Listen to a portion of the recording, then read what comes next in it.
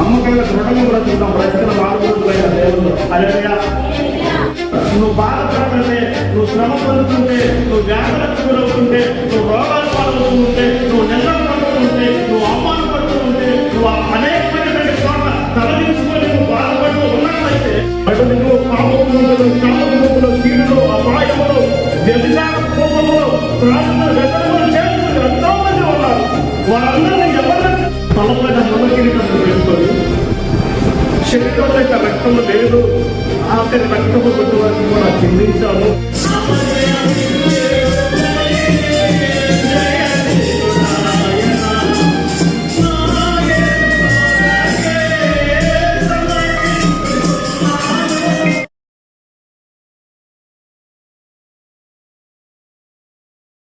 అమ్మ మార్కు సువార్త 1వ అధ్యాయము 40వ వచనం చూద్దాం. సారీ,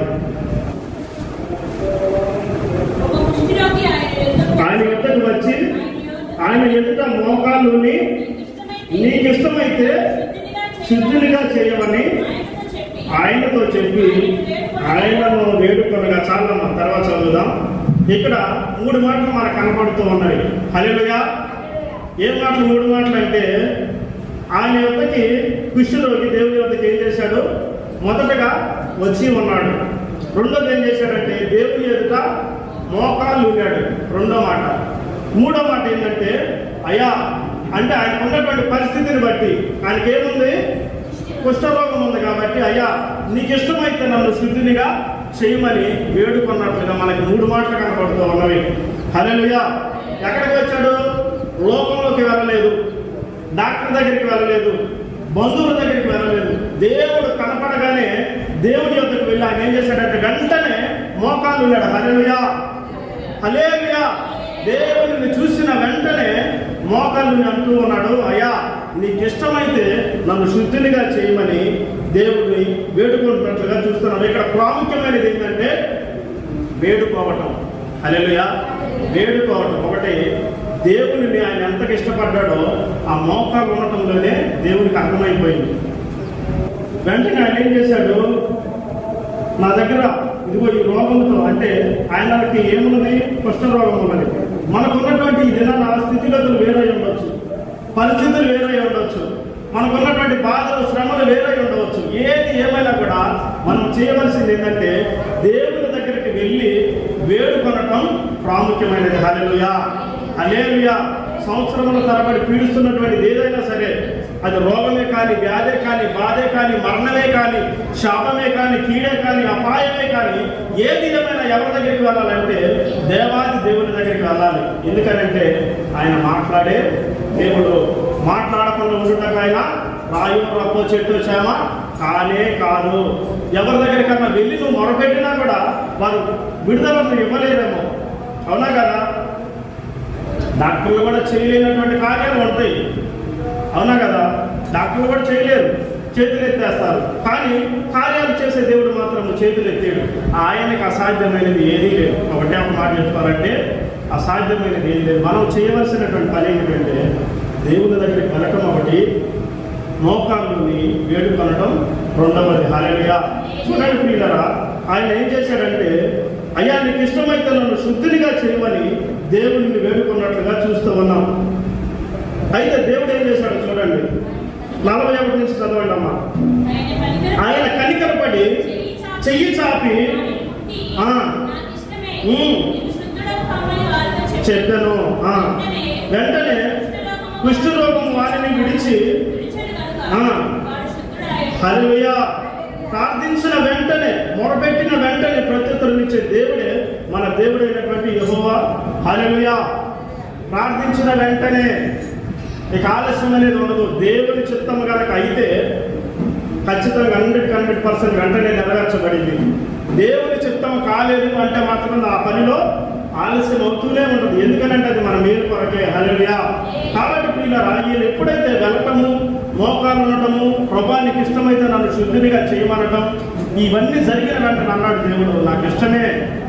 ఆయన బిడ్డలైనటువంటి మనము శ్రమలలో, ఇబ్బందులలో, ఒక అవమానంలో పొందుతూ, ఒక వ్యాధి బాధలలో మనం ఉంటూ, నలుగురు ఎదుట తలదించుకొని జీవించవలసినటువంటి పరిస్థితి వచ్చినప్పుడు మనల్ని విడిచిపెట్టే దేవుడు భార్య కాదు ఆయన. హల్లెలూయా.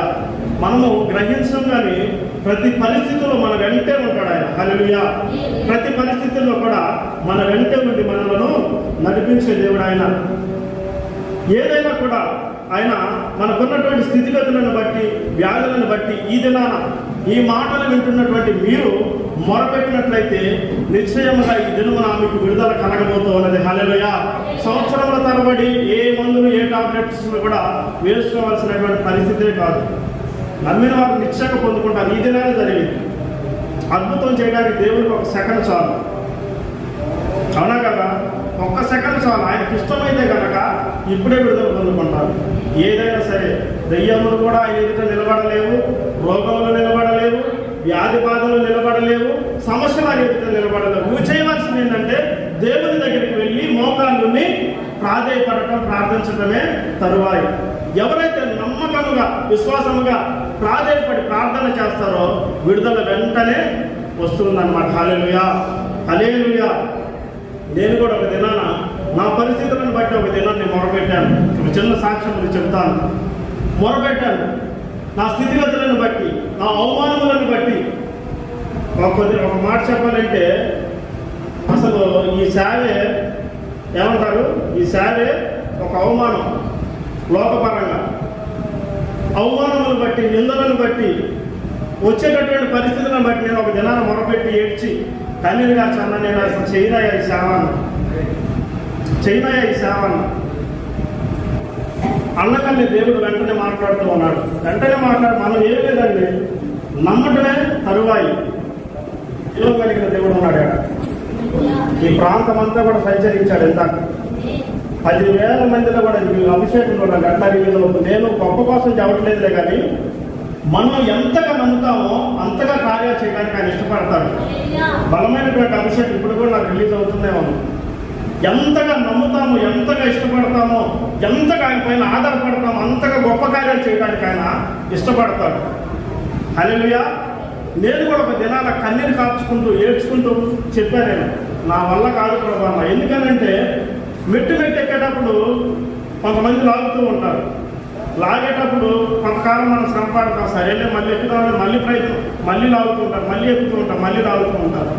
ఇటువంటి పరిస్థితుల్లో కొంత సమయానికి మనం ఏం చేస్తామంటే విసుకుపోతాం. అసలు ఏందా ఈ పరిస్థితి అని చెప్పేసి నేను ప్రార్థన చేసినప్పుడు దేవుడు అనుకున్నాడు, ఇట్లా పడుకొని ఉన్నా ఏడ్చుకుంటే అట్లా కళ్ళేమి నీళ్లు కారుతూ ఉన్నాయి. మా బిడ్డ అట్లా గోడ ఏమిటి ఉండింది, గోడ దగ్గరే నేను పడుకుంటాను. ఎప్పుడు ఆ గోడకు అట్లా అనుకుని అట్లా పడుకుంటాను. ఆ గోడ పైన ఒక స్క్రీన్ ఆన్ అయింది. వెంటనే ఏడ్చుకుంటే అట్లా ఉన్నా, ఒక స్క్రీన్ ఆన్ అయింది. ఒక టీవీ లాగా స్క్రీన్ ఆన్ అయింది. నేను చూస్తూ ఉన్నా. సేవ చేయనంటున్నావు, ఇవన్నీ ఎవరి కోసం అని చెప్పేసి ఒక్కొక్క గాయం చూపిస్తే చేతుకున్న గాయాలు, కాలికున్న గాయాలు, మోము పైన ఉమ్మును, పిడిగుద్దులను, అవమానములను, నిందలను, హేళనను, దేవుడు కాదన్నటువంటి వారు ఎంతమందో, హింసించినటువంటి వారు ఎంతమందో, దూషించినటువంటి వారు ఎంతమందో, ఎంతో మంది నన్ను ఇంతకంటే నీకంటే కూడా నన్ను ఎక్కువగా హింసించి ఉన్నారు. అయితే ఇదిగో నా చేతులకు ఉన్నటువంటి గాయాలు చూడని చెప్పేసి దేవుడు అట్లా స్క్రీన్ పైన చూపిస్తూ ఉన్నాడు. నేను ఇట్లా పడుకొని ఉన్నాను. నాకు దేవుని దగ్గరికి వెళ్ళి మాట్లాడుతూ ఉన్నది. నేను ఏడుస్తూ ఉన్నా, ఆయన కంటికి కలుస్తూ ఉన్నాడు. ఏడుస్తుంటే నన్ను చూసి అట్లా దగ్గరికి తీసుకొని కౌగులించుకొని, నీకంటే నేను ఎక్కువ అవమానపడ్డాను, నా కోసం నీ సేవ చేయాల్సిందే, నీ గాయాలను వివరించాల్సిందే, నా ప్రేమ ప్రకటనలు అనేకమైనటువంటి చోట్ల వివరించాల్సిందే అని చెప్పేసి కౌగులించుకొని ఉన్నాడు. ఎందుకు చెప్తూ ఉన్నానంటే మాట్లాడే దేవుడు ఆయన. హల్లెలూయా. హల్లెలూయా. శరీరం అంతా గాయాలతో నింపబడి ఉన్నటువంటి దేవుడు. అణువణువు కూడా మొత్తం అంతా రక్తము కాలుతుంది. తలపైన ముళ్ళ కిరీటము పెట్టుకొని శరీరంలో ఇక రక్తము లేదు, ఆఖరి రక్తము బొట్టు వరకు కూడా చిందించాము అని చెబుతూ ఈ ప్రకటన నువ్వు చేయమంటారా? ఈ చిన్న చిన్న అవమానాలకే నువ్వు ఇలా చేస్తే నన్ను ఏం చేశారు? పిడిగుడ్డలు పెట్టారు, అవమానపరిచారు. ఏ పాపం ఎరుగునటువంటి దేవుణ్ణి తీసుకుని వెళ్ళి సిలువకు అప్పగించారు. దొంగల పక్కన ఆయన పరిశుద్ధుడైనటువంటి దేవుడు, 10,000 మందిలో కూడా గుర్తించదగినటువంటి దేవుడు రూపం లేకుండా పోయిన దినాన్ని ఈ రూపాన్ని నువ్వు ప్రకటించాలి. నా సువార్తను చేయవా? నా బిడ్డలకు పాప భూమిలో, శాప భూమిలో, కీడులో, అపాయములో వ్యభిచార కోపములు త్రాగుతూ వ్యసనములు చేస్తూ ఎంతో మంది ఉన్నారు. వారందరినీ ఎవరు రక్షిస్తారని చెప్పేసి నన్ను కౌగలించుకున్నప్పుడు ఆయన అటువైపు బాధపడుతూ ఉన్నాడు. నేను ఇటువైపు కన్నీరు కార్చి ఏడ్చి నా దేవుడితో నేను చెప్పుకుంటూ ఉన్నాను. ఆ దినాన్ని నుంచి అనుకున్నాను, ఎన్ని శ్రమలైనా రాని, ఎన్ని నిందలైనా రాని, ఎన్ని అవమానాలైనా రాని, ఈ శరీరంలో ఈ గొంతులో శ్వాస ఉన్నంత వరకు రాసుకున్నా నేను. ఆ దినాన్ని రాశాను. నా ప్రాణం ఉన్నంత వరకు, నా గొంతుల నుండి స్వరం వచ్చేంత వరకు కూడా నేను నా దేవుని యొక్క పని చేస్తానని చెప్పేసి కింద నా పేరు మొత్తాన్ని వెంటనే లేచి రాసేసాను. డైరీ పెట్టుకున్నాను. 36 దర్శనాలు ఉన్నాయి దాంట్లో. గొప్ప కోసం కాదమ్మా, విన్నారా? దేవుడు మొరపెట్టిన వెంటనే, ప్రార్థించిన వెంటనే కార్యము చేయడానికి ఆయన సమర్థుడై ఉన్నాడు. నీ లోకంలో ఎక్కడికైనా వెళ్ళు, ఏమి మాట్లాడే పని లేదు. వైద్య శాస్త్రంలో గ్రహించలేని కార్యాలు చేసి చూపిస్తాడు. మాట్లాడిన వెంటనే, ఏంటమ్మా పిలిచావు, ఏంటి నా కుమారుడు నువ్వు నన్ను పిలిచావు, ఏ శ్రమలో నీవు ఉన్నావు, విడిపించడానికి నేను సమర్థుడిని అని చెప్పేసి నీ దగ్గరికి వచ్చి, నీ కుటుంబంలోనికి వచ్చి, నీ జీవితంలోనికి వచ్చి వాటన్నిటి నుండి నిన్ను విడిపించి నూతనమైనటువంటి శక్తిని అనుగ్రహించి నడిపించగలిగిన దేవుడే నజరేయుడైనటువంటి యేసుక్రీస్తు. హల్లెలూయా. మనం చేయవలసింది ఏంటి? మనం ఏం చేయాలి? ప్రార్థన చేయాలి, దేవుని ఎదుట మొరపెట్టాలి. హల్లెలూయా. ఈ కుష్ఠరోగి ఎప్పుడైతే మొరపెట్టాడో, ఎప్పుడైతే అడిగాడో, దేవుడు ఎందుకు ఊరుకుంటాడండి? మనం అడగట్లేదు, అడిగితే చాలు, ఊరుకోలా. నాకు ఇష్టమేరా, నేను ఇది శుద్ధినిగా చేస్తానని చెప్పేసి శుద్ధినిగా చేశాడు. చూడండి ఏం చేశాడు అక్కడ? శుద్ధినిగా చేశాడు. వెంటనే కుష్ఠరోగి వారిని విడిచిన కనుక వాడు శుద్ధుడాయను. హల్లెలూయా, హల్లెలూయా. చూడండి ప్రియులారా, మొదటిగా దేవుడు ఎవరిని స్వస్థపరిచాడు? కుష్ఠరోగిని దేవుడు కనికరపడి స్వస్థపరిచాడు. హల్లెలూయా. లూకా సువార్త 7:11 కూడా చూద్దాం.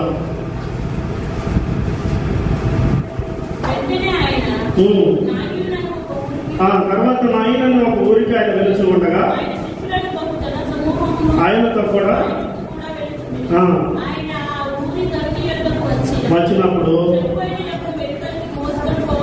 చూచుండెను. అతడు ఒక్కడే కుమారుడు. ఉందాము ఒక నిమిషం. అయితే దేవుడు మరి నాయనను ఒక గ్రామానికి వస్తూ ఉన్నాడు. 11వ వచనం కూడా చూడండి. ప్రభు ఆమెను చూచి ఆమె యందు కనికరపడి ఏడవద్దని ఆమెతో చెప్పి, ఈ దినాన దేవుని ఎదుటికి మనం వెళ్ళినట్లయితే మన స్థితిగతులను చూసి, మన పరిస్థితులను చూసి, మన అవసరములను చూసి, మనకున్నటువంటి వ్యాధి బాధలను చూసి ఆయన ఏం చెప్తాడంటే, ఏడవద్దమ్మా అని చెప్పేసి దేవుడు దగ్గరకు వచ్చి పాడెను ముట్టి మోయిచున్నటువంటి వారు నిలిచిరి. పాడెను ముట్టగా మోయిచున్నటువంటి వారు నిలిచారు. 14వ వచనం చదవండి. ఆయన ఏమన్నాడు? వెంటనే చిన్నవాడ,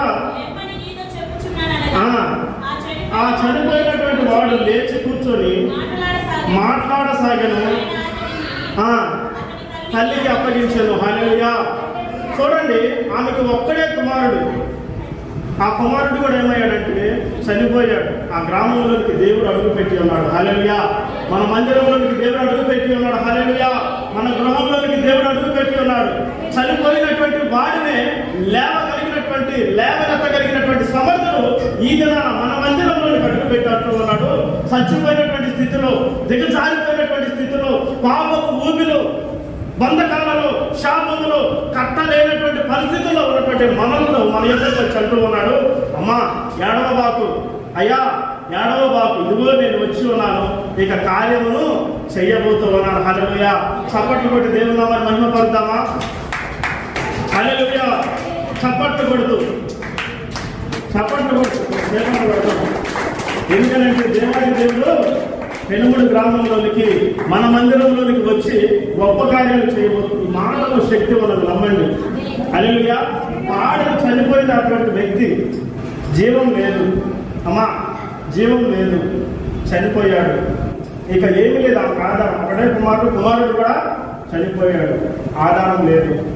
అటువంటి పరిస్థితుల్లో మరలా ఆమెకి ఒక నూతనమైనటువంటి శక్తిని ఇచ్చాడు. చచ్చుబడిపోయినటువంటి ఆ శరీరంలోనికి ఏం చేశాడు? జీవాత్మని ఇచ్చాడు. హల్లెలూయా. ఇచ్చి మరలా వారి కుటుంబంలో ఒక ఉజ్జీవాన్ని రేకెత్తించడం కనికరించడానికి దేవుడు గొప్ప కార్యం చేశాడు. ఎందుకనంటే వీళ్ళు ఏం చేశారంటే దేవునికి ఎదురు వెళ్ళారు. దేవుడు ఆ గ్రామంలోనికి వచ్చి ఉన్నాడు కాబట్టి. హల్లెలూయా. వీళ్ళేం చేశారు? దేవునికి ఎదురు వెళ్ళారు. దేవుడు ఏం చేశాడు? వీరికి ఎదురుగా వచ్చి చచ్చిపోయినటువంటి ఆ స్థితిలో ఉన్నటువంటి ఆ కుమారుని ముట్టి వారి కుటుంబంలో ఒక ఆనందాన్ని దేవుడు కలిగించాడు. హల్లెలూయా. నా యేసుతో కలిసి పోరాడుచున్నాను, అపజయమే ఎరుగని జయశీలుడాయన. నా యేసుతో కలిసి పోరాడుచున్నాను, అపజయమే ఎరుగని జయశీలుడాయన. నా యేసు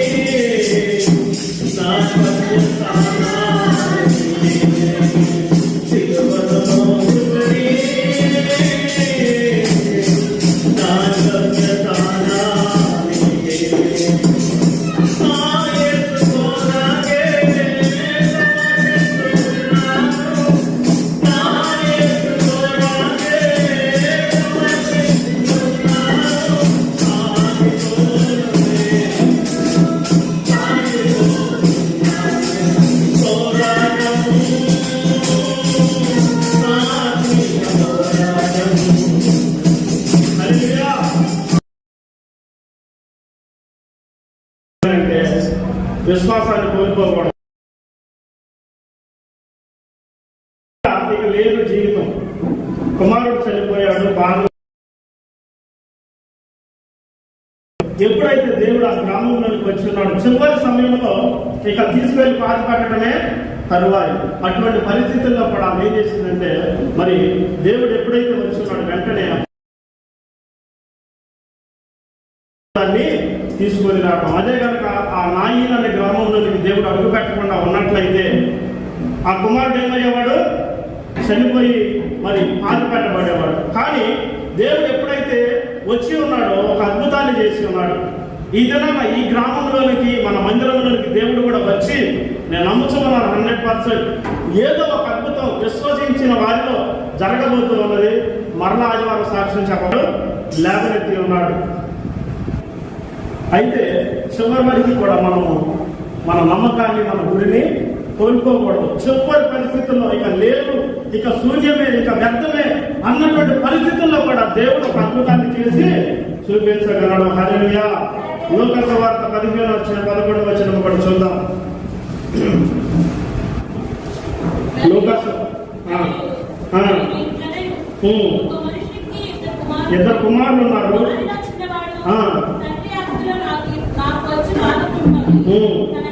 తండ్రి అడగగా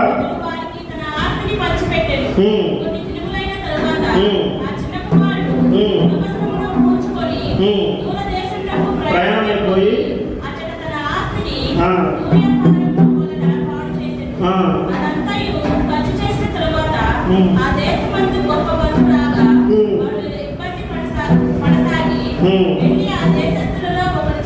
చేరి పొలంలోని వారిని పంటను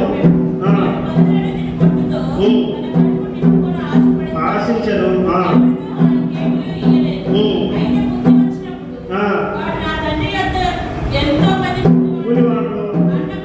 సమృద్ధిగా ఉన్నది. లేచి నా తండ్రి యొక్కకు వెళ్ళి విరోధముగా ఎదుట పాపం చేసిందని ఏడుకుడను తాను ఒకరిగా పెట్టుకోవడం లేచి తండ్రి వద్దకు వెళ్ళాడు. చూడండి,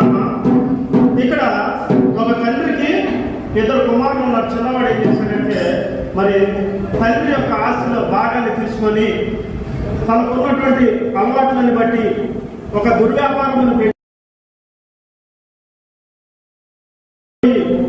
తనకున్నటువంటి దాని సమస్తము ధనమును అంతా కూడా ఖర్చు చేసి ఆ దేశంలో అప్పుడు ఏమైందంటే గొప్ప కరువు ఒకటి వచ్చి పడింది.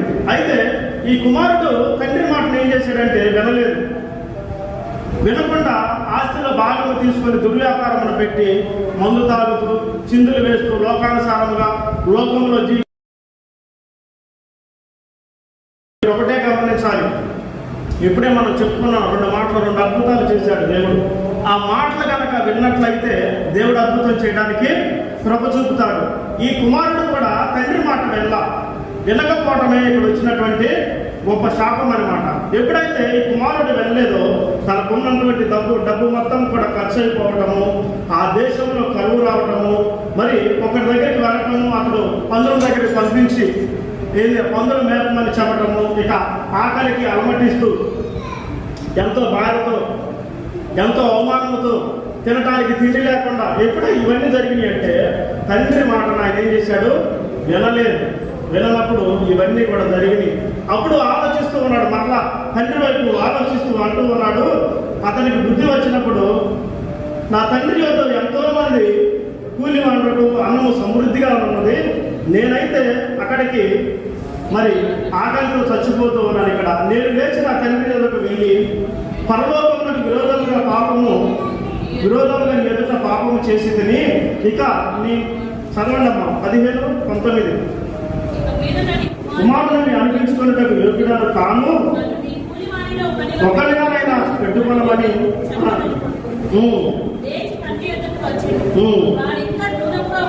ఉన్నప్పుడు చూచి కనికరపడి ముద్దు పెట్టుకోలేము. హల్లెలూయా, హల్లెలూయా. చూడండి, మనము జమదాడుతూ ఉంటాం, అవునా కదా? ఇప్పుడే నేను చెప్పి ఉన్నాను, దేవుడు ఏదైనా కూడా చేయడానికి సమర్థుడు, 1 నిమిషంలో కార్యం చేయగలడని మనం ప్రకటన చేశాం. అయితే విన్నటువంటి వారు కార్యము చూడటానికి కూడా సమర్థులు. నేను నమ్ముతూ ఉన్నాను ఈ దినాన్ని ఏదో ఒక అద్భుతం జరగబోతూ ఉన్నదని. వాక్యం అనేది 2 అంచుల ఖడ్గం, అవునా కదా? మీకు తెగిపోయింది, ఇటు నాకు విసిరేటప్పుడు ఏమైంది? మీకు తగ్గింది నాకు. మీరు సరిచేయబడతారు, నేను సరిచేయబడతాను. మీరు ఆశీర్వదించబడతారు నమ్మినట్లయితే నేను కూడా ఆశీర్వదించబడతాను. ఈ తండ్రి చెప్పినప్పుడు ఆ కుమారుడు మాట వినలా.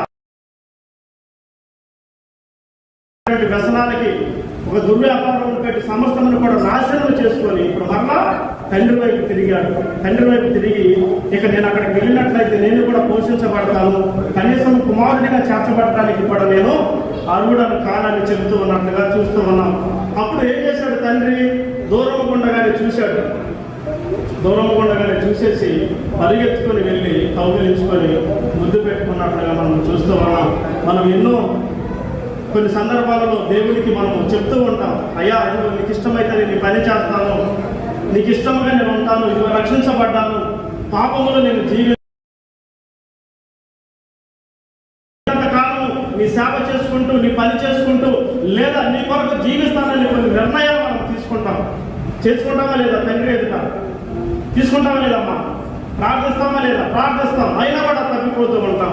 కొన్ని ఒడిదుడుకులు రాగానే, కొన్ని శ్రమలు రాగానే, కొన్ని నిందలు రాగానే, కొన్ని అవమానాలు రాగానే, లేదు మనకిష్టమైనది ఏదన్నా ఒకటి కనపడగానే దేవుడిని ఏం చేస్తామంటే ఈ కుమారుడు చిన్న కుమారుడు విడిచిపెట్టినట్లుగా మనం దేవుడిని విడిచిపెట్టి మన ఇష్టానుసారంగా మనము మరలా వెళుతూ ఉంటాం. అయితే దేవుడు మాత్రము పక్షపాతి కాదు, అవునా కదా? మనం విడిచిపెట్టిన ఏంది మనం పాపపు భూమిలో ఉన్న మరలా లేపి కడిగి కౌగిలించుకునే దేవుడే మన దేవుడు. తండ్రి చూడండి, ఆయన ఎప్పుడైతే నా ఆస్తిని తీసుకొని ధనమును తీసుకొని ఎదురు చెప్పేసి ఇష్టానుసారంగా జీవించినప్పటికీ కూడా కోపపడలా, ఎదురు వెళ్ళేసి కౌగిలించుకొని ముద్దు పెట్టుకున్నాడు. ఈ దినాన మన దేవుడు కూడా మనం ఎన్నో నిందలు పడి దేవుడికి ఎన్నో వాగ్దానాలు చేసి, అవునా కదా, ఆకుడికి పెట్టించుకుంటానయ్యా అని చెప్పేసి పెట్టించుకోం. నా జీవితం ఈ మేలు చేస్తే నేను సాక్ష్యం చెబుతానయ్యా అంటాం, సాక్ష్యం చెప్పం. నా జీవితంలో నా కుటుంబంలో ఈ సమృద్ధిని ఇస్తే నేను అనేకులు ఎదుట ప్రకటన చేసి కృతజ్ఞతగా కూడికి పెట్టుకొని మర్మరాలు పంచుతానయ్యా అంటాం. పంచుతామా? పంచం. నిన్న మా పాప విషయంలో కూడా దేవుడు చెప్తూ ఉన్నాడు, మేము నిజంగా వాస్తవానికి మా మనసులో లేదు, మీ పాపకి నేను అంత అద్భుతం చేశాను. అమ్మ వినండి, కొద్దిసేపట్లో అయిపోతుంది, 12 అవుతుంది సమయం కూడా. మీ పాప విషయంలో నేను ఇంత గొప్ప కార్యం చేశాను.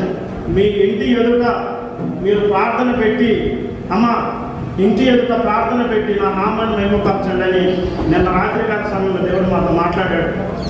పాప విషయమై అనేకులకు దేవుడు బ్రతికించిన విషయాన్ని సాక్షిగా చెప్పమంటూ ఉన్నాడు. ఇక్కడ జరిగింది కూడా అదే. కుమారుడు వెళ్ళిపోయినా కూడా తండ్రి క్షమించి ఏం చేస్తూ ఉన్నాడు, హక్కులు చేర్చుకొని ముద్దు పెట్టుకొని తీసుకొని వెళ్తూ ఉన్నట్లుగా మనం చూస్తూ ఉన్నాం. తర్వాత మీకు మంచి వస్త్రములు తొడిగించడం, చెప్పులు మంచి చట్టము తొడిగించడం అలా చేస్తూ ఉంటారు. ఏది ఏదైనా కానీ పోగొట్టుకునే దానిని విలువ పోగొట్టుకుంటేనే మనకి తెలుస్తుంది. ఒక వస్తువు విలువ కానీ ఒక మనిషి విలువ కానీ ఎప్పుడైతే మనం పోగొట్టుకుంటామో అమ్మా అప్పుడే దాని విలువ మనకేం చేస్తుందంటే తెలుస్తుంది. మేము నిజంగా వాస్తవానికి అనుకున్నాంలే కానీ 100% కూడిక పెట్టాలి అని అనుకోవాలి. నిన్న సమయంలో దేవుడు అంటూ ఉన్నాడు, నేను ఇంత గొప్ప కార్యం చేశా, చనిపోయినటువంటి పరిస్థితుల్లో కూడా ఔషధంగా మారి కృప చూపించా, దానిని మీరు మీ గృహం ఎదుట ప్రార్థన పెట్టి అనేకులకు తెలియచేయండి అని నేను రాత్రికాల సమయంలో దేవుడు మాతో మాట్లాడాడు. మీరు కూడా ప్రార్థన చేయండి, ఎంత ఖర్చైనా కూడా మంచిగా పెట్టి దేవుని నామాన్ని మహిమపరచాలని స్తోత్రాంజలి దేవుని ఎదుట నిలబెట్టి అనేకులకు ఆ సువార్త ప్రకటన చేయాలని మేము కూడా ఒక నిర్ణయం తీసుకున్న దానికి తగినటువంటి సమయంలో దేవుడు మాకు ఇవ్వాలని ప్రార్థన చేయాలి. అలాగే పిల్లగా మూడవదిగా ఎవరిని క్షమించి చేర్చుకున్నాడు దేవుడు? కుమారుణ్ణి క్షమించి హక్కును చేర్చుకున్నాడు. ఎప్పుడంటే పశ్చాత్తాపం కలిగినప్పుడు. నా తండ్రి దగ్గరికి వెళితే కనీసం నాకు ఈ పందులు తినేటటువంటి పొట్టు కంటే కూడా శ్రేష్టమైనటువంటి ఆహారం నాకు దొరుకుతుంది, నా తండ్రి దగ్గర ఉన్నటువంటి పనివారే చక్కగా శ్రేష్టంగా పోషించబడుతున్నారు, నాకెందుకు ఈ పరిస్థితి వచ్చిందని అతను ఎప్పుడైతే తన ధనమును, తనకున్నటువంటి బలమును, తనకున్నటువంటి ఆస్తిని, తనకున్నటువంటి సమృద్ధిని పోగొట్టుకున్నాడో అప్పుడు ఏం చేశాడు? తెలుసుకున్నాడు, అయ్యో నా తండ్రిని నేను విడిచిపెట్టకుండా నా తండ్రి మాట నేను గనక విన్నట్లయితే నా దేవుడు ఏదైనా కూడా చేయడానికి సమర్థుడు. ముందుగా ఎవరినైనా కనికరపడ్డాడు? ఎవరిపైన ముందుగా? అమ్మా కుష్ఠరోగి పైన ఆయన కనికరపడ్డాడు. రెండవదిగా చనిపోయినటువంటి విధవరాలి కుమారుడి పైన ఆయన కనికరపడ్డాడు. మూడవదిగా తప్పిపోయిన కుమారుడి పైన ఆయన కనికరపడ్డాడు. హల్లెలూయా! కనికరం చూపే దేవుడు. 3 వ్యక్తులను ఎదుట నిలబడి ఉన్నాను. చెప్పి ముగిస్తాను. ఒక సమయంలో మేము ప్రార్థన లేనప్పుడు ఏం చేశానంటే హోసన్న మందిరానికి వెళ్ళి అక్కడ 5 ప్రార్థన కూడి జరుగుతుంటే హోసన్న మందిరానికి వెళ్ళి మార్గం మధ్యలో వస్తూ ఉన్నప్పుడు ఉప్పలపాడు దాకా వచ్చాం. ఉప్పలపాడు దగ్గర ఈ మధ్య కొత్తగా కట్టారు అయ్యప్ప స్వామి గుడి అని ఒకటి ఉంది, అవతల వెళ్తున్నాం. మేము హోసన్న మందిరంలో ప్రార్థన చేసుకొని ఆ గుడికి ముగించుకొని వస్తూ ఉన్నాం. హోసన్న మందిరానికి వెళ్ళి అయ్యప్ప స్వామి గుడి దగ్గరికి రాగానే ఈ అమ్మాయిది చీర మొత్తం టైర్కి చుట్టుకున్నాం. తెలీదు అప్పుడు దాకా నాకు బండి మామూలుగా అయితే 70-80లో ఉంటా. పెళ్లి కాకుండా ఎక్కువ ఇప్పుడు తగ్గింది స్పీడ్, దేవుడి దగ్గర. అక్కడ దాకా స్పీడ్ వచ్చినాము. అక్కడ రాగానే ఈ అమ్మాయి ఏదో మాట్లాడుతూ ఉంది, బండి స్లో అయింది. 35-40లో ఉంది. అక్కడ రాగానే అయ్యప్ప స్వామి గుడి దగ్గరికి రాగానే శారీ ఏం చేసిందంటే మొత్తం టైర్కి వెనక టైర్ చుట్టుకుంది, సగం దాకా చుట్టుకుంది. బండి స్లోగా ఉంది కాబట్టి సరిపోయింది. ఏమన్నా అయ్యా మీకు ఆకలిగానే వెంటనే బ్రేక్ కొట్టి అక్కడ చేశారు. అప్పటికే సగం చుట్టుకుంది పాపం. ఇలాగ చున్ని ఉంటే అది తీసి కప్పుకుంది. ఇక నేను బాబు ఉన్నారు, పాప ఉంది, అమ్మాయి, నేను 4 ఉన్నాం బండి మీద. 4 ప్రార్థనకి వెళ్ళాము, 4 ఉన్నాం. సగం చుట్టుకుపోయింది. ఎట్లా చున్ని ఉంటే ఇట్లా చుట్టుకుంది పాపం. సగం శారీ మొత్తం వెనకటే చుట్టుకుపోయింది. ఇక నేను దిగి సెంటర్ స్టాండ్ వేసి ఓడ తీసుకుంటే రావట్లా. ఎంత ఓడ తీసినా కూడా శారీ రావట్లా, మొత్తం చుట్టుకుంది. ఇక బాధపడుతూ ఉన్నాము. ఈ అమ్మాయి చున్ని ఇట్లా చుట్టుకుంది. ఒక అమ్మాయి కాబట్టి పాపం చుట్టుకుంది. ఎవరు వచ్చారో తెలియదులే కానీ ఇంత కత్తి తీసుకొని వచ్చాడు, స్కూటీ వేసుకొచ్చాడు. ఇట్లా ఒక్కసారి ఇబ్బంది ఏం లేదన్నా, కట్ చేసి అక్కడ వెళ్ళిపోయాడండి. ఒక్క సెకండ్ శారీ చినిగిపోయినా కూడా ఏ ప్రమాదం జరగడం, మనం తప్పేటటువంటి ప్రమాదాల నుంచి తప్పించి మనం వెళుతున్న మార్గంలో మనకు వస్తున్నటువంటి మరి ప్రతి దాని నుంచి దేవుడు మనల్ని విడిపించడానికి ఆయన మన పైన కనికరపడతాడు. చూడండి, ఆ వ్యక్తి దగ్గర కనుక ఆ కత్తి లేకపోతే ఎంత సమయం అయ్యేదో, అమ్మగారు ఎంతసేపు ఎలా ఉండవలసి వచ్చేదో. కానీ విత్ సెకండ్స్లో జస్ట్ అట్లా వచ్చాడు, మరి ఆ కత్తిని తీసుకెళ్తున్నాడు. నాకు ఇప్పుడు వరకు అర్థం కాదు. స్కూటీ వేసుకొచ్చాడు, ఆ స్కూటీ లోపల కత్తి ఉంది, ఇట్లా లేపుతారు కదా సీటు, కత్తి అట్లా తీశాడు. అయ్యగారు పోయమంటారు అన్నాడు, పోసేయండి అన్నాడు. పోసేసాడు, వదనాలు అయ్యగారు అన్నాడు, వెళ్ళిపోయాడు. ఒక్క మాట కూడా మాట్లాడాలి. ఒక అద్భుతమైన మాట. ఎందుకనంటే కనికరపడే దేవుడు. మనము ఆయన కుమారుడుగా ఉన్నాము. ఇందాక కీర్తన గ్రంథం 2వ అధ్యాయంలో చదువుకున్నాము. నేడు నేను నిన్ను కని ఉన్నాను. హల్లెలూయా, హల్లెలూయా. నీవు నా కుమారుడివి. మనం ఆయన కుమార్తెలను కనుక ఆయన మన పైన ఏం చేస్తాడంటే కనికరపడతాడు. నువ్వు బాధపడుతుంటే, నువ్వు శ్రమ పొందుతుంటే, నువ్వు వేదనకు గురవుతుంటే, నువ్వు రోగాలు పాలవుతూ ఉంటే, నువ్వు నిందలు పడుతూ ఉంటే, నువ్వు అవమానపడుతూ ఉంటే, నువ్వు అనేకమైనటువంటి చోట్ల తలదించుకొని నువ్వు బాధపడుతూ ఉన్నట్లయితే నిన్ను చూసి దాటిపోయే దేవుడు కానే కాదు ఆయన. హల్లెలూయా. గొప్ప దేవుడు ఆయన వచ్చి మన యొక్కకు వచ్చి మన కుటుంబాల దగ్గరికి వచ్చి మన దగ్గరికి వచ్చి కనికరపడి చనిపోయినటువంటి వ్యక్తిని ఏ విధంగా లేపి ఉన్నాడో మనకి ఉన్నటువంటి పరిస్థితుల నుంచి కూడా ఆ విధంగా ఆయన ఏం చేస్తాడంటే లేపి నిలబెడతాడు. హల్లెలూయా, హల్లెలూయా. శ్రమల నుండి, రాబోయే ఇబ్బందుల నుండి, రాబోయే పోరాటముల నుండి, వచ్చిన వైద్యులు రాబోయే ఏది కూడా మనకు ఆయాసం కలిగించేది ఆయన ఉంచకుండా మన పైన కనికరపడి కౌగలించుకొని ముద్దు పెట్టుకుంటాడు ఆయన. హల్లెలూయా, హల్లెలూయా. ఎంతమంది ఇష్టంగా ఉన్నారు దేవుడు నన్ను కౌగలించుకొని ముద్దు పెట్టుకోవాలని? 1 2 చేతులు ఎత్తితేనే తెలిసింది అందరూ. హల్లెలూయా. కౌగలించుకునే దేవుడు అండి. నేను ఎన్నో చోట్లకి వెళ్ళా, నమ్మండి నా మాట, నమ్మకంగా దృఢంగా బ్రతుకుతాం బ్రతికిన 4 రోజులైన దేవుళ్ళు. హల్లెలూయా, అవునా కదా? బలంగా బ్రతుకుతాం. రాని శ్రమలు వస్తాయి, శ్రమ నుంచి తప్పించే దేవుడు మనకు లేడా? కనికరపడే దేవుడు లేడా? నిందలు వస్తాయి, రాని ఏ కార్యక్రమం నిందొచ్చింది, అవమానం వచ్చింది, నేను బ్రతకలేకపోతూ ఉన్నానే, నేను జీవించలేకపోతూ ఉన్నానే, నా దగ్గర సమృద్ధి లేదు, నా దగ్గర రోగం ఉన్నదే, నేను అనేకమైన శ్రమలలో ఉన్నానే అని చెప్పేసి నువ్వు అనుకోవటమే కానీ దేవుడికి సమయం ఇస్తున్నావా? చదువుకున్న మన ఎవరు కృష్ణుడు వెళ్ళాడు దేవుడి దగ్గరికి, మోకరించాడు, మోకాళ్ళు ఉన్నాడు. ప్రభు నన్ను శుద్ధిగా చేయాలని విత్ సెకండ్స్ లో శుద్ధిగా చేశాడు. నాకు ఇష్టంగా రా అన్నాడు. ఎందుకంటే మనం ఆయన కుమారులు కాబట్టి. ఏ కాడికి మనము మా శ్రమలు ఉన్నాయి, నిందలు ఉన్నాయి, అవమానాలు ఉన్నాయి, రోగాలు ఉన్నాయి, బాధలు ఉన్నాయి అని చెబుతున్నావే కానీ దేవుడి దగ్గరికి వెళ్తున్నావా? అయ్యా కనికరం చూపయ్యాని ప్రార్థన చేస్తున్నావా? నా కుటుంబం పట్ల ఒక కొద్ది కనికరం చూపించయ్యా, నీవు తప్ప నాకు ఆధారం లేదు, నీవు తప్ప నాకు వేరే ఆశ్రయం లేదు, నీవు అయితే కదా నన్ను విడిపించేది, నీవే కదా నన్ను నా కుటుంబాన్ని నుంచి నన్ను విడిపించేది, నా బాధల నుండి నన్ను విడిపించేది, నువ్వు కాకపోతే ఎవరు కార్యం చేయగలవయ్యా అని చెప్పేసి నువ్వు ఆయన వేడుకున్నట్లయితే ఆయన పైన కనికరపడడా? పడతాడా లేడా? కనికరపడతాడు. కనికరపడి ఉన్నటువంటి వ్యాధి బాధల నుంచి ఏం చేస్తాడంటే విడుదల ఇస్తాడు. హల్లెలూయా. నమ్మాలండి. మనం నమ్మితేనే కార్యం చూడగలం, మొరపెడితేనే కార్యం చూడగలం. మనం మన హృదయంలో మన ఆలోచన మనం ఉంచుకొని మనం బాధపడుతూ ఉన్నట్లయితే ఎంతకాలమైన బాధ అలాగే ఉంటుంది. నేను ఒక మాట చెప్తాను వినండి. ఆరాధన ఎందుకు ఎప్పుడు చేస్తున్నామంటే దేవుడికి సమయం ఇస్తున్నాం. దేవుడు సంచరిస్తూ ఉంటాడు, అద్భుతాలు చేస్తూ ఉంటాడు, విడుదలను ఇస్తూ ఉంటాడు, ఒక్కొక్కరిని తాగుతూ ఉంటాడు, గాయపడినటువంటి హస్తం పెడుతూ ఉంటాడు, అభిషేకిస్తూ ఉంటాడు. ఆయన ఇదంతా కూడా సంచరించేటప్పుడు అద్భుతాలు జరుగుతాయి, అవునా కదా? అందుకని మిగతా విషయాలు తగ్గించి అభిషేకానికి, వాక్యానికి, అలాగే ఈ యొక్క ఆరాధనకి నేను ఎక్కువ ప్రిఫరెన్స్ ఇస్తున్నానంటే మీ అందరి పైన దేవుడు కనికరపడాలన్నదే నా ఆశ. హల్లెలూయా, హల్లెలూయా. ఏ టాబ్లెట్ కూడా అవసరం నన్ను అడిగితే. దీవెనయ్య గారు అని ఉంటాడు గుడంపాటు, మేము చాలాసార్లు వెళ్ళాం. నన్ను ఎలా అంటాడు చూడగానే. ఆయన 36 సంవత్సరాలు టాబ్లెట్ వేసుకోవాలి. పరిచర్యలోకి ఎప్పుడు వచ్చాడు? ఆయన సైకిల్ వేసుకొని వెళ్ళి ఒక పొలంలోకి వెళ్ళి బురదలో మోకాళ్ళ దాకా ప్యాంటు పెట్టుకొని బురదలో ప్రార్థన చేసేవాడు. ఇప్పటికి కూడా ఆయన టాబ్లెట్ వేసుకోడు. ఆయన సాక్ష్యమేనండి, చాలా బాగుంటుంది. ఎందుకు చెప్తున్నానంటే ఎప్పుడైతే ఆయన బురదలో కూడా సైకిల్ వేసుకెళ్ళి సైకిల్ ఆడ పడేసి బురదలో కూడా మోకాళ్ళుని ప్రార్థన చేశాడు కాబట్టి ఆయనకి ఏం చేశాడు? ఆరోగ్యాన్ని ఇచ్చాడు, కనికర పడ్డాడు, ప్రభుత్వం చూపాడు.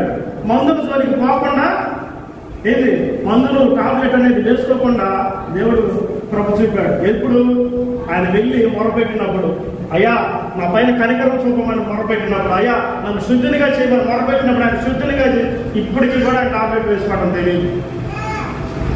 ఏదైనా సరే మనం వెళ్ళాలి, దేవుడి దగ్గరికి మొరపెట్టాలి, దేవుడి దగ్గరికి వెళ్ళండి, అప్పుడు ఆయన మీ వద్దకు వస్తాడు. యాకోబు పత్రిక 4:4 ఎప్పుడు మన మనసులో ఉండాలి. మనం వెళితేనే కార్యాలు చూడగలం, మనం ప్రార్థిస్తేనే కార్యాలు చూడగలం, మనం వెళితేనే ఆయన మన పైన కనికర పడతాడు. అవునా కదా? ఇమానుయేల్ గారి దగ్గరికి వెళ్ళాము, కారణం ఆడ తెచ్చాము, ఎలబట్టేగా. అలాగే ప్రార్థన చేయండి, ఈ స్థితిగతులను చెప్పండి దేవునికి. ఆరాధన చేసేటప్పుడు కన్నీరు కార్చుకుంటూ మొరపెట్టండి. ఎందుకు దేవుడు కనికర పడదో చూద్దాం, ఎందుకు కార్యం జరగదో చూద్దాం. చనిపోయినటువంటి వారిని లేవనెత్తానంటే మనకు ఉన్నటువంటి సమస్యలు బట్టి బాధపడతారు కదమ్మా, మనకున్న రోగాన్ని బట్టి బాధపడతారు. చనిపోయిన వాడి దగ్గరికి వెళ్ళి పాడముట్టాడు, శక్తి అభిషేకం రిలీజ్ అయింది, చనిపోయిన వాడు లేచి కూర్చొని మాట్లాడుతున్నాడు. హల్లెలూయా. ఏం చేయాలి? దేవుడు వెళ్ళి బాగా పాడాడు, జోరకాటు ముట్టాడు, అంతే. వెళ్ళింది, వస్త్రం చెంగును పట్టుకుంది, 12 సంవత్సరాలు ఆగిపోయింది. అప్పుడు దాకా ఏం చేసింది? అనేకుల దగ్గరికి వెళ్ళింది, ఏడుకుంది, మొరపెట్టింది, డబ్బులు ఖర్చు పెట్టింది, ఆస్తిని ఖర్చు పెట్టింది, తన కొన్నదే ఖర్చు అయింది, సమయం వృధా అయిపోయింది, అన్నీ అయిపోయింది. ఏం చేయాలి? ప్రభు వస్తున్నాడు, ఆ మార్గం తెలుసుకుంది, వెళ్ళి పట్టుకుంది. ఏం చేసింది? అద్భుతం జరిగింది. హల్లెలూయా, హల్లెలూయా. వచ్చాడు, తాడిని ముట్టుకున్నాడు, అద్భుతం జరిగింది. వెళ్ళాడు, ప్రభు నన్ను శుద్ధినిగా చేయమన్నాడు. నాకు ఇష్టం రా అన్నాడు. ఎందుకంటే మన కుమారులు కాబట్టి కౌగలించుకొని శుద్ధినిగా చేశాడు. కనికరం. హల్లెలూయా. దేవుడు అదే కనికరం మీ పైన మీదకి వచ్చును గాక. దేవుడి కనికరమును మీరు పొందుకొనుదురు గాక. దేవుడి మిమ్మల్ని హత్తుకొనును గాక. హల్లెలూయా. దేవుడి దగ్గర మీరు చాచబడుదురు గాక. ఆమేన్. హల్లెలూయా. ఈ దినాన దేవుని యొక్క కనికరం మీ మీదకి రాబోతూ ఉన్నది. హల్లెలూయా. దేవుని కనికరం మీ మీదకి రాబోతూ ఉన్నది. మొరపెట్టండి, ఒక అద్భుతాన్ని చూడండి, వచ్చే ఆధారం నిలబడి సాక్ష్యం చెప్పండి. హల్లెలూయా. వాక్యం ద్వారా దేవుడు మాతో మాట్లాడతారా? చప్పట్లు పెడతారా? హల్లెలూయా. పాట పాడు.